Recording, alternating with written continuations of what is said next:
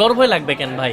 ধরেন মারা যাওয়ারই তো ভয়। তো মারা তো সবাই যাবে, সবাই মারা যাবে, আপনি মারা যাবেন, আমি মারা যাবো, যারা ভিডিও দেখতেছে তারাও মারা যাবে। বাট আমরা মারা যাবো তো মাত্র একদিন, আর বেঁচে থাকবো হচ্ছে প্রতিদিন। তো আল্লাহ যদি চায় যখন মারা যাবো মারা যাবো। কোনো কিছুই আলাদিনের চেরাগ দিয়ে রাতারাতি করা যাবে না। সেটা ইন্টেরিম হোক, সেটা বিএনপি হোক, সেটা যে সরকারি হোক না কেন, রাতারাতি কেউই করতে পারবে না। নাগরিক হিসাবে আমাদেরকে সভ্য হইতে হবে। 5 অগাস্টের কনসার্টে হঠাৎ করে বলছি ব্যাপারটা তা না।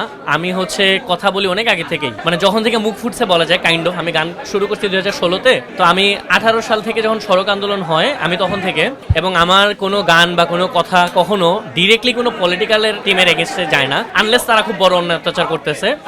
আমার গান ম্যাক্সিমাম টাইমে সিস্টেম, করাপশন, বড় বড় অন্যায়, দুর্নীতি এইসবের এগেনস্টে। যেমন হচ্ছে ধরুন অনেক সেন্সিটিভ টপিক আছে যেগুলো নিয়ে কথা বলাই নিষেধ, মানুষ মুখে হচ্ছে কলো পেটে রাখে। যেমন ফেলানিরে যখন বর্ডারে ঝুলায় রাখা হয়েছে। RICL TMX, যুগের পর যুগ স্থাপনা থাকে মজবুত। তখন ফেলানিকে নিয়ে গান করা হয়েছে। যখন আপনার আবরার ফাহাদকে মেরে ফেলা হয়েছে বুয়েটে, তখন ওটা নিয়ে গান করছে। যখন মেজর সিনহাকে মেরে ফেলা হয়েছে তখন, মানে এইসব টপিকে সারা আমি জানি না কেন বাংলাদেশের মানুষ সচরাচর কথা বলতে কমফোর্ট ফিল করে না হয়তো, বাট আমার মানে এটা অভ্যাস আগে থেকেই। অন্যায় হইলে আমি কথা বলি। না না না, ডর ভয় লাগবে কেন ভাই? ধরেন মারা যাওয়ারই তো ভয়। তো মারা তো সবাই যাবে, সবাই মারা যাবে, আপনি মারা যাবেন, আমি মারা যাবো, যারা ভিডিও দেখতেছে তারাও মারা যাবে। বাট আমরা মারা যাবো তো মাত্র একদিন, আর বেঁচে থাকবো হচ্ছে প্রতিদিন। তো আল্লাহ যদি চায় যখন মারা যাবো মারা যাবো। পলিটিক্সের ব্যাপার যে করতে চায়, যে যেমনি করতে চায়, এটা প্রত্যেকের ব্যক্তি স্বাধীনতা আছে। আর সরকারের গুণগান গাইতেই হবে এটা এমন না। সরকার মূলত কি?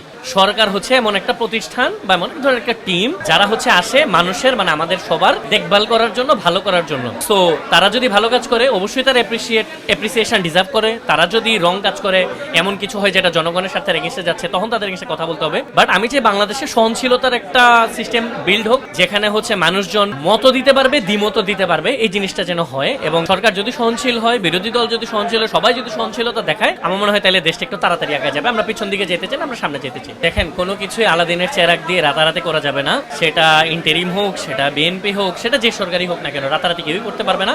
নাগরিক হিসাবে আমাদেরকে সভ্য হইতে হবে। আমরা যদি শুধু এক্সপেক্ট করি যেমন যে সরকার এটা করে দিবে, ওইটা করে দিবে, অমুক দল এটা করবে, তমুক দল এটা করবে, সবাই সব করবে, বাট আমরা ব্যক্তি হিসাবে কিছু করবো না, এটা আবার হবে না। আগে ব্যক্তি ঠিক হইতে হবে, নাগরিক ঠিক হইতে হবে। তাইলে যে যখন নাগরিকটা টোটাল সিভিলাইজড হয়ে যাবে, তখন দেখবেন দেশ অটোমেটিক আস্তে আস্তে আগাইতেছে। কোনো আলাদিনের চেরাগ নাই যে একবারে কেউ আসবে আর রাতারাতি সব ঠিক করে, এমন কোনো আলাদিনের চেরাগ নেই। বই মেলাতে আমার খুবই ভালো এক্সপিরিয়েন্স। 2022-এ হচ্ছে আমি বইটা লিখছিলাম, 23-এ যে বেস্ট সেলার অ্যাওয়ার্ড পাইছি, খুবই ভালো লাগছে ন্যাশনালি। সো সামনে যদি কখনো মুড হয় তখন হচ্ছে বই করবো, আপাতত কোনো প্ল্যান নেই। Thank you so much.